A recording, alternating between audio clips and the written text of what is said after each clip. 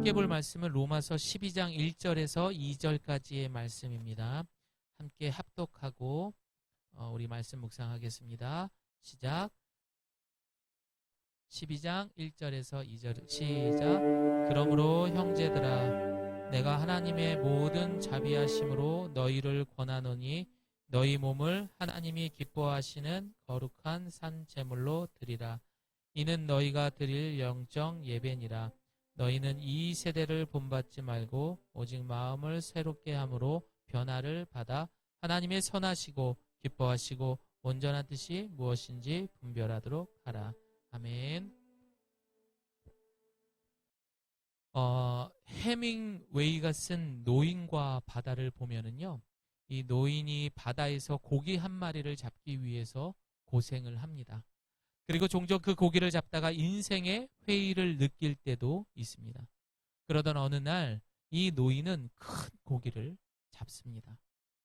그리고 정말 어렵게 그것을 끌고 그렇게 가져 나왔는데 갑작스러운 이 상어떼를 만나는 바람에 자신이 잡은 그 큰 물고기가 이 상어들에게 다 뜯겨 먹히게 됩니다. 노인은 그 자리에서 지쳐서 쓰러지고 맙니다. 결과는 어떨까요? 결과는 아무것도 없었습니다. 인생의 궁극적인 의미와 목적을 모르면서 아무리 우리가 부지런히 산다고 해도 열심히 삶을 산다고 해도 사실 결과는 허무하게도 아무것도 남는 것이 없게 되는 것입니다.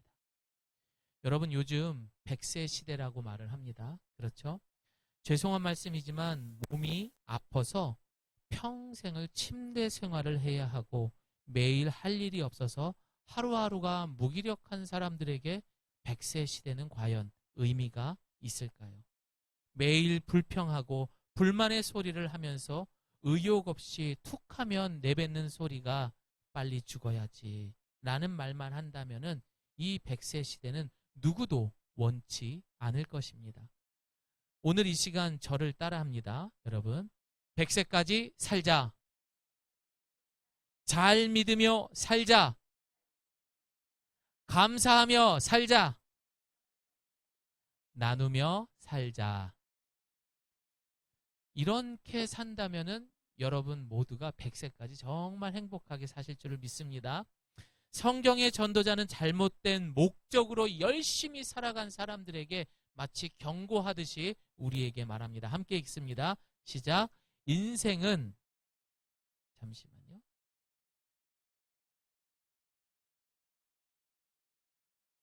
시작. 인생은 정말 허무하고 허무하다.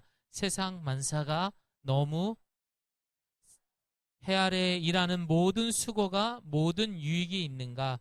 한 세대가 가고 다른 세대가 오지만 땅은 영원히 변하지 않는다. 분명한 것은 우리는 이 지구 별나라에 그것도 2022년에 살고 있는 것은 그냥 살아라 하고 던져진 사람들이 아니라는 것입니다.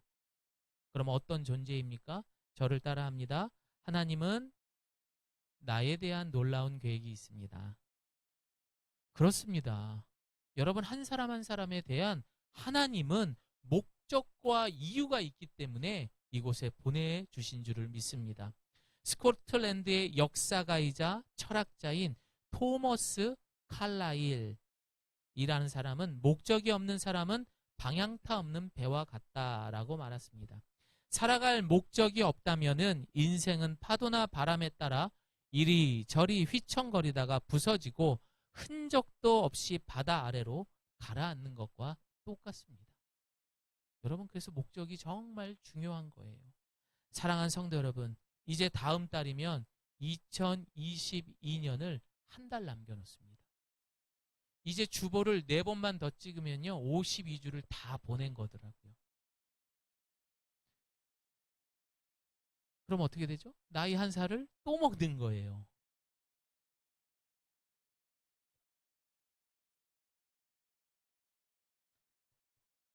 저는 지금까지 살면서 여러분 여기에 계신 분보다 덜 살았습니다.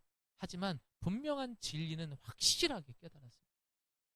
하나님이 우리를 부르시는 그때는 분명히 있구나. 그런데 여러분, 그 때가 있음에도 불구하고 내가 살아가는 그 상황이 아픈 병에 걸렸다고 해서, 또 내가 어려운 환경에 있다고 해서 그 때를 내 마음대로 할 수 있는 것이 아니라는 거예요. 혹여나 이 말씀을 듣고 있는 분들 중에 내가 못된 병에 걸렸다고 해서 실망하지 않기를 소망합니다. 포기하지 마십시오. 그때는 주님이 정하시는 거예요. 남들은 다 아이고 이 사람 어떡해 라고 말했지만 너무 건강하게 사는 분들이 곳곳에 많다라는 겁니다. 그냥 있는 것도 아니고 많이 보았습니다, 여러분. 그러니 여러분, 그 인생들을 포기하지 마시고 그때는 주님께 달려 있구나. 그래서 여러분, 주님 부르시기 전까지는 주님이 우리에게 주신 그 목적을 가지고 최선을 다해서 하루하루 열심히 살아갈 수 있는 우리 예가교회 성도님 되시기를 소망합니다. 우리의 삶은 밖에 있는 들풀이나 영혼 없는 동물들과는 다른 창조주이신 하나님께 사랑받고 대접받는 인생이라는 것을 기억하셔야 돼요. 여러분, 정말 대단한 분들이세요. 그런데 여러분, 왜 내 자신이 이렇고 저렇고 함부로 이야기 안 하셨으면 좋겠습니다.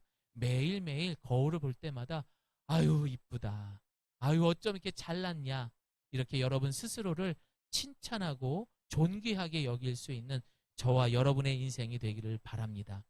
만약 그렇게 바라고 원하는 우리 가족이, 여러분 만약에 우리 그렇잖아요. 소원이 뭡니까? 인생의 목적이 뭡니까? 우리 가족이 다 잘 먹고 잘 사는 겁니다.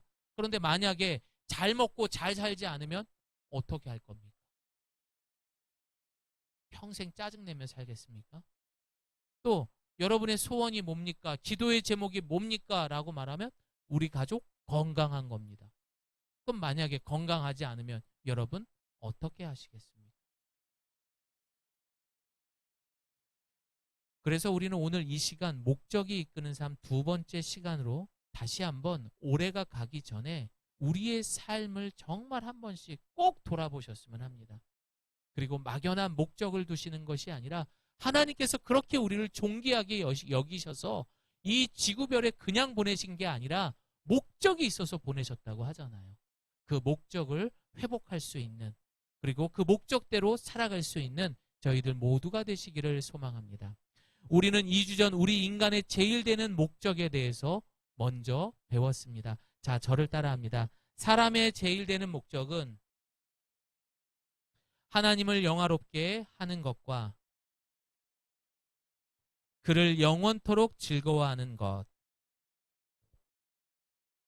이것이 우리의 첫 번째라고 말씀드렸습니다. 그래서 팁으로 하나 더 드렸던 것은 무엇이냐? 살아가면서 우리는 많은 선택들을 하잖아요. 그렇죠? 이거 해야 될까? 저거 해야 될까? 갈등이 될 때도 많을 겁니다. 하지만 우리의 목적이 앞서 이야기한 것처럼 하나님을 영화롭게 하고 그를 영원토록 즐거워하는 것을 목적으로 두었다면은 내가 이거 할까 저거 할까 갈팡질팡할 때에 하나님께서 기뻐하시는 것이 무엇인지 그쪽을 선택하는 게 맞는 줄을 믿습니다. 그건 공식이에요, 여러분. 이거 할까 저거 할까. 갈등이 들 때마다 하나님이 기뻐하시는 것, 하나님의 영광을 드러낼 수 있는 것이 무엇인가, 그것이 답인 줄을 믿습니다. 우리 인간은요 수시로 그 마음이 변해요. 변덕쟁이라고 합니다. 그리고 누구보다 감정적이고 보이는 것에 대해서 상당히 민감하게 반응합니다. 특별히 한국 사람들은 더 그런 것 같아요. 그래서 아닌 건 아니어도 달면 삼키고 쓰면 뱉는 그런 죄성을 우리 모두가 가지고 있습니다. 그래서 이 톰 소요의 모험, 허클베리 핀, 왕자와 거지 많이 들어보셨죠? 이런 책들을 작품을 남긴 미국의 소설가 마크 트웨인은 우리에게 이렇게 말합니다. 앞으로 20년 후에는 당신이 저지른 일보다 당신이 저지르지 않은 일에 더 큰 실망을 하게 될 것이다. 인간의 한계를 보여주는 명언입니다. 그래서 명심해야 하는 것은 사람이 목적되어서는 절대 안 된다는 거예요. 아무리 듬직한 내 남편이라고 해도, 아무리 사랑스러운 내 아내라고 해도, 토끼같이 내 목숨까지 바칠 수 있는 내 자녀라고 할지라도 여러분, 사람이 목적이 되어서는 안 됩니다. 결국 언젠가는 큰 실망을 하게 되는 것입니다. 그래서 우리는 창조주이며 구원자이신 하나님을 목적으로 살아가야 된다라고 우리는 함께 먼저 묵상을 했었습니다. 그리고 우리 죄로 죽으신 독생자 예수 그리스도를 영접해야 됩니다. 내 삶에, 우리 가정에, 그리고 예가 교회의 머리가 되어야 하는 것입니다. 왜 그렇습니까? 우리가 그 구원자 되시는 예수 그리스도를 머리에 두고 또 그분을 영접하고 살게 되면 그 결론은 늘 한결같거든요. 따라합니다. 샬롬. 자, 요한복음 14장 27절 함께 읽습니다. 시작.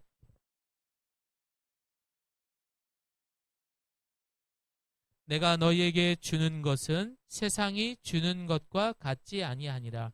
너희는 마음에 근심하지도 말고 두려워하지도 말라. 아멘. 우리 하나님은 샬롬의 하나님이세요. 그분께서 인도하시는 모든 결론은 평안이에요. 그분을 목적으로 두고 살아갈 때 우리는 샬롬의 인생이 될 수밖에 없는 것입니다. 그럼 하나님의 영광을 위한 목적은 배웠고, 이제 그 목적을 위해 우리가 어떤 노력을 하며 실천해야 하는지 함께 말씀을 나누어 보겠습니다.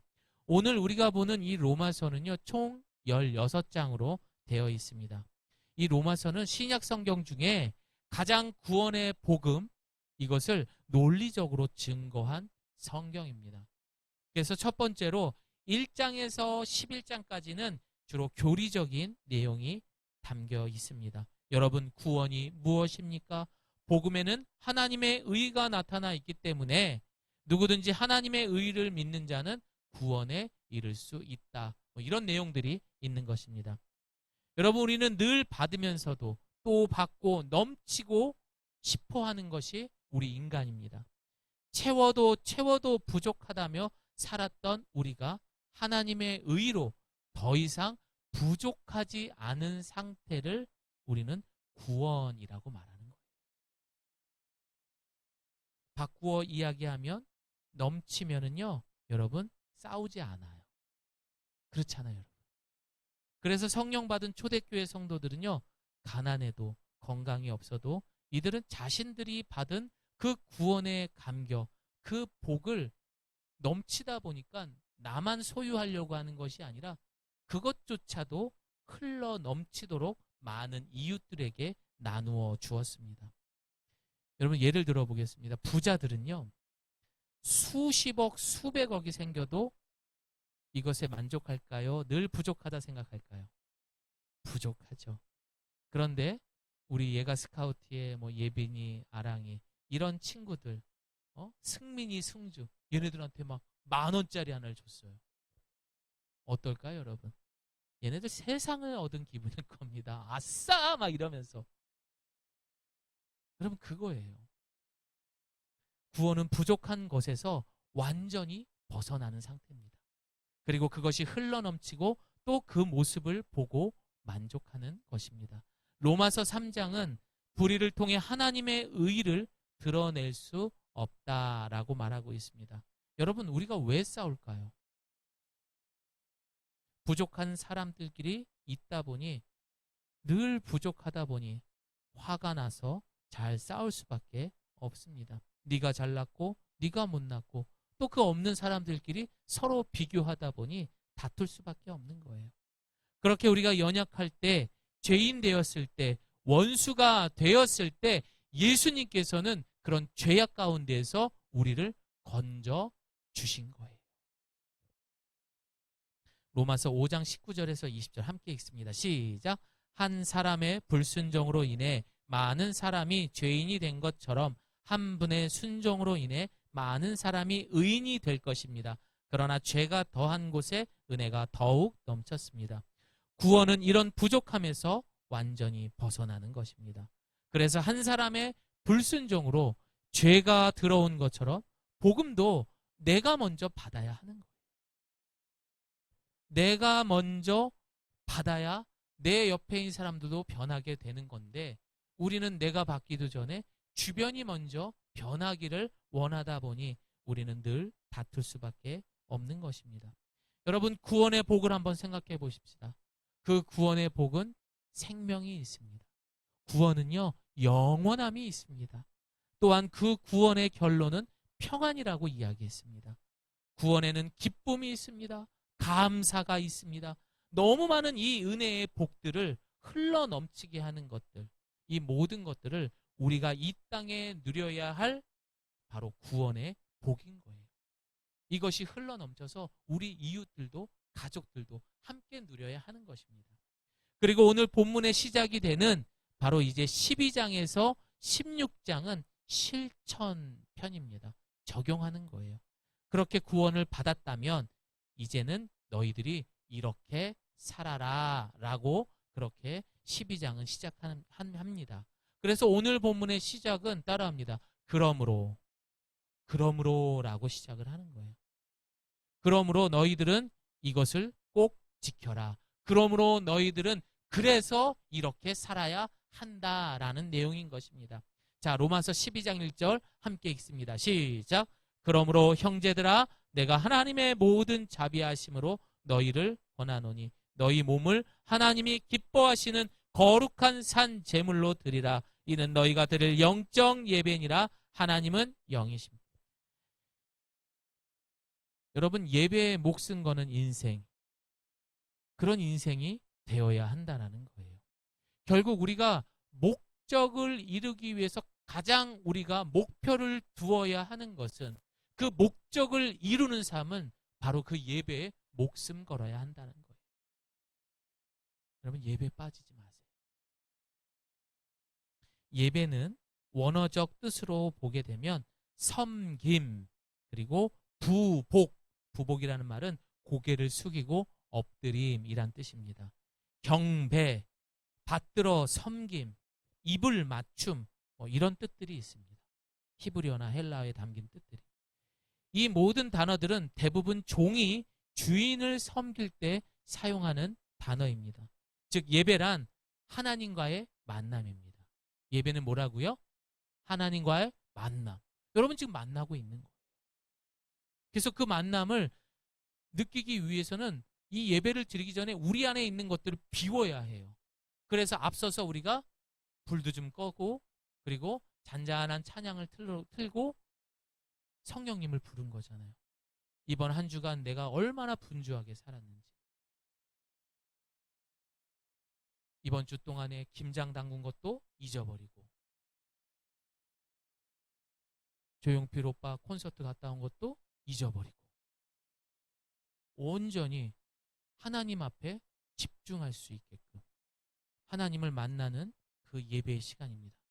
그러나 여러분, 더 중요한 것은요, 이것에 우리가 경배하고 예배드린 사람도 없어야 됩니다. 바로 경배의 대상이신 하나님만이 이 시간에 온전히 드러날 수 있어야 되는 것, 이것이 바로 예배인 것입니다. 그러므로 우리가 예수를 믿음으로써 구원받는다는 것은 결코 공짜로 구원받는 게 아닙니다. 그 전에 이미 하나님의 아들 예수 그리스도께서 그 값을, 우리의 죄값을 지불하셨습니다. 다시 말해 우리가 과거 구약에 제사를 지내는 것처럼 그런 순결한 동물들을 잡아가지고 제사를 지내고 하는 것이 아닌, 이제는 예수님의 거룩한 피로 성도가 된 우리가 제물이 되어야 한다라고 우리에게 본문은 말하고 있습니다. 이 말은 먼저 우리의 과거의 자아가 완전히 죽어야 돼요. 과거에는 우리의 죄를 대신해서 소나 염소나 송아지 이런 것들이, 양들이 제물로 해서 태워져서 번제를 드려서 그렇게 죄사함을 받았잖아요. 그러나 오늘 본문은 우리가 산 제사로 드려야 돼. 우리가 죽어야 된대요. 저를 따라합니다. 나는 죽고 예수로 사는 인생. 그렇죠. 그게 바로 우리가 진정한 예배의 목적의 삶을 사는 것입니다. 우리가 이것이 살아가면서 첫 번째 목표였던 인간의 제일 되는 목적. 이것이 왜 그렇습니까? 죄가 주는 가장 큰 특징은 바로 하나님을 높이는 것이 아니라 나 자신이 영광받기를 원하고 나 스스로가 굉장히 높여지기를 원하는 그런 목적을 우리가 갖고 있기 때문입니다. 그래서 우리는 죽어야 되는 거예요. 우리가 죽었을 때 자연스럽게 하나님이 나의 왕이십니다. 창조주십니다. 이렇게 고백이 되는 것입니다. 그래서 우리는 이 예배의 자리뿐만이 아닌 오늘 본문의 내용처럼 거룩한 산제사, 다시 말해 우리가 그 제물이 되어 구별된 예배에 참여하는 삶을 살아야 할 것입니다. 그러나 많은 사람들은 교회 안에서 예배는 소중하게 생각하면서 삶과 균형이 깨어져 있다라는 거예요. 예배 시간에 지금 여러분들 보면은 너무 예배를 잘 드리세요. 하지만 밖에만 나가면 그 모습은 찾아볼 수 없다라는 것입니다. 왜 그럴까요?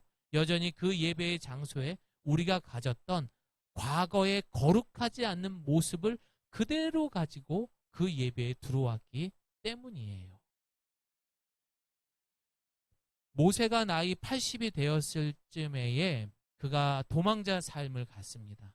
그리고 80쯤에 이제 양치기처럼 목자가 되어서 그렇게 호렙산에 올랐을 때에 그곳에 한 떨기 나무에 불이 붙어 있는데 꺼지지 않는 거예요. 여러분, 떨기 나무가 뭡니까? 그 당시에 그 광야에 있는 가시덤불 같은 굉장히 흔한 나무예요. 날이 건조하다 보니까 불에도 되게 잘 타고 빨리 꺼지죠. 하지만 그 나무에 불이 붙었는데 안 꺼지는 거예요. 너무나 신기했죠. 그리고 그가 그 꺼지지 않는 떨기나무 앞으로 갔을 때 하늘로부터 음성이 들립니다. 모세야, 모세야. 그때 출애굽기 3장 5절 말씀 함께 읽습니다. 시작. 하나님이 이르시되 이리로 가까이 오지 말라. 네가 선 곳은 거룩한 땅이니 내 발에서 신을 벗으라. 아멘. 그곳이 거룩하다는 그곳, 그곳에 하나님께서 계시다라는 그런 의미가 있는 것입니다. 하나님께서 역사하시는 곳, 하나님께서 임재하시는 곳이 바로 거룩한 땅이에요. 만남이 있는 곳이죠. 여러분, 이 예배가 그런 곳이라는 거예요. 그래서 이곳에 들어오기 전에 여러분 진짜 신발을 벗고 들어오는 것이 아니라 세상의 모든 것들을 버리고 그렇게 올 수 있어야 되는 것입니다. 하나님의 거룩한 존재 앞에서 모세는 발에서 신을 벗고 그 신을 벗는다는 것은 결국 자신의 추함, 자신의 그런 죄의 모든 모습들을 벗어 던졌다라는 의미입니다. 로마서 12장 2절 말씀 함께 읽습니다. 시작. 너희는 이 세대를 본받지 말고 오직 마음을 새롭게 함으로 변화를 받아 하나님의 선하시고 기뻐하시고 온전한 뜻이 무엇인지 분별하도록 하라. 예배는 하나님의 임재를 경험하는 시간입니다. 하나님의 거룩함을 경험하는 시간입니다. 그래서 우리의 추한 신을 벗어 던지고 그렇게 이 자리에 들어올 수 있어야 됩니다. 여러분, 이곳에 왔을 때는 그 어떤 것도 생각하면 안 돼요. 마귀가 제일 좋아하는 시간이 언제예요? 이 시간에 잠을 주죠. 이 시간에 다른 생각하게 하죠. 집중 못하게 하죠. 옆 사람을 통해서. 왜? 구약 사람들은 정말 예배 시간에 목숨 걸었거든요.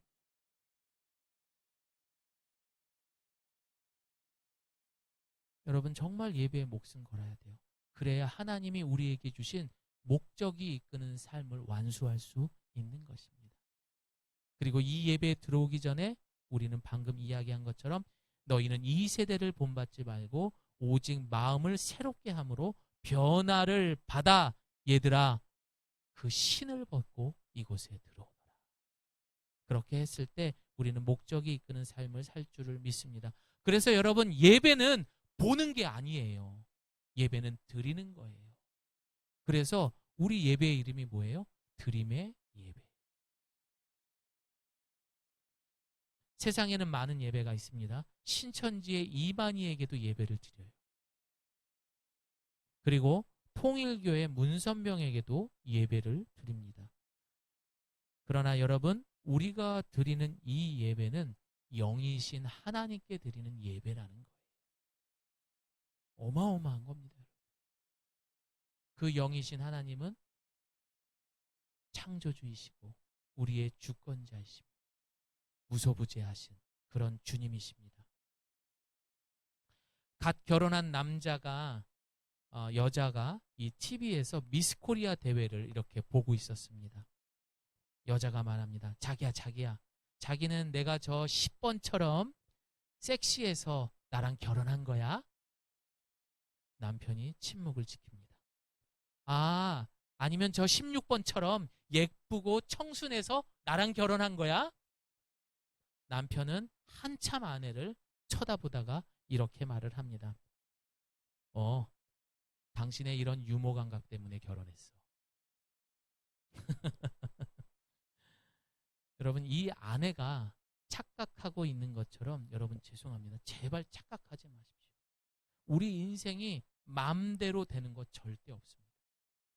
결국 내가 생각하는 대로 내 몸이 원하는 대로 그렇게 살다가는 정말 큰 코 다칩니다. 아까 조경훈 집사님하고도 김자집 잠깐 이제 시간이 있어 얘기를 했지만 여러분 진짜 그래요. 매번 갈 때마다 아프신 분들이 하시는 말씀들의 공통적으로 하시는 첫 번째, 내가 이런 병에 걸릴지 몰랐다. 늘 똑같이 그 얘기를 하세요. 그 두 번째 뭐라고 얘기했죠? 맞아요. 내가 왜 이렇게 열심히 살았지? 내가 뭘 그렇게 자식한테 목매달며 살았고 그렇게 내가 야근까지 하면서 왜 이렇게 열심히 살았을까? 그렇게 일에 중독이 되어서 살았을까? 이 두 가지를 빠짐없이 이야기를 한다는 거죠. 여러분 절대 그게 우리의 목적이 되어서는 안 되는 거예요. 왜요? 우리 모두 100세 시대 살아야 되잖아요. 근데 언제까지 그렇게 사실 거예요? 아직 많이 남았습니다, 여러분. 아직 많이 남았으니까 우리 이 시간 분명한 목적을 세워야 할 것입니다. 그 목적을 세우기 위한 목표는 뭐라고요? 예배라는 것입니다. 세계대전 때 독일군이 유대인을 600만 명 이상을 학살했습니다. 근데 그때 가장 그 독일군에게 장애가 되었던 것이 바로 뭐였냐? 독일군이 갖고 있는 양심이라는 것이었대요. 어떻게 저렇게 불쌍한 사람들을, 저렇게 겁을 먹고 있는 사람들을 잔인하게 죽일 수 있을까? 그들 나름대로의 인간이기에 양심이 있어서 그들을 죽일 수 없었대요. 그러자 이 독일군 위에 있는 사람들이 생각했던 것들이 무엇이냐? 그 수십만 명, 수백만 명이 있는 그곳에 제일 먼저 한 것이 화장실을 없앴대요. 더 이상 그들을 인간으로 보지 않기 위해서 제일 먼저 한 게 화장실을 없앴다라고 말합니다. 화장실이 없으면 여러분 어떻습니까? 아무데나 일을 봐야 되는 거예요. 누가 보던 말던 상관없이 그렇게 행동을 하다 보면 스스로가 모욕감을 느끼면서 사람으로서의 가치를 잃어버리게 되는 것입니다. 이들은 이제 점점 하루하루를 살아가면서 그곳에서 벌어지는 모든 것들에 대해 무감각해지기 시작했습니다. 배고프면 때려서라도 남의 것을 먹어야 했고, 그리고 아무 데서나 잠을 자고 아무 데서나 대소변을 해결하는 더 이상의 사람의 가치를 잃어버린 동물과 같은 그런 사람이 점점 되어가고 있는 모습들을 이 독일군들이 보게 된 거예요. 자, 그렇게 독일군들은 동물이 되어가는 저들을 보면서 양심을 잃게 된 것입니다. 죽음의 수용소라는 글을 쓴 빅터 프랑크는 이런 나치 수용소에서 일어난 일들을 이렇게 이제 이야기를 했던 거예요. 그래서 이 유태인들을 보면요, 이랬대요. 수용소에서 자신의 가족, 아버지, 어머니, 자식들이 죽는 모습을 지켜보고 있어도 내가 늘 보았던 이웃이 잔인하게 죽음을 당하고 가스실에 들어가도 그들은 인간임을 지키기 위해서 하루에 한 컵밖에 받을 수 없는 그 물을 천에다 묻혀가지고 이를 닦았대요. 그리고 깨진 유리 조각을 가지고 면도를 했대요. 이 말은 무슨 말입니까? 더 이상 인간다움을 포기하지 않게 하겠다라는 그 의지를 보여준 것입니다. 결과적으로 말씀을 드리겠습니다. 이렇게 신념을 가지고 그러한 목적을 가지고 살았던 사람들이 결국에 끝까지 살아남았다라는 거예요.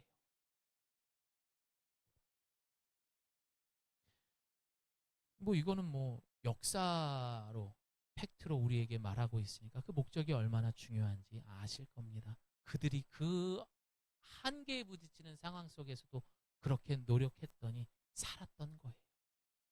여러분, 복음은 전적으로 하나님의 은혜입니다. 무엇보다 실수가 없으신 하나님이 자격 없는 우리에게 가장 큰 창조주의 선물인 거예요. 그래서 우리는 그 하나님을 목적으로 두고 살아야 할 것입니다.